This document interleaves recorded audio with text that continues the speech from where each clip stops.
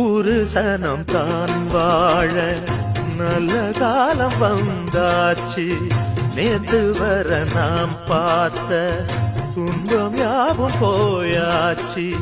வீடு வர ஆத்து தண்ணி வந்து தாகம் தீந்தாச்சு. வீதியெல்லாம் பள்ளி கூட வெல்லு ஓச கேட்டாச்சு.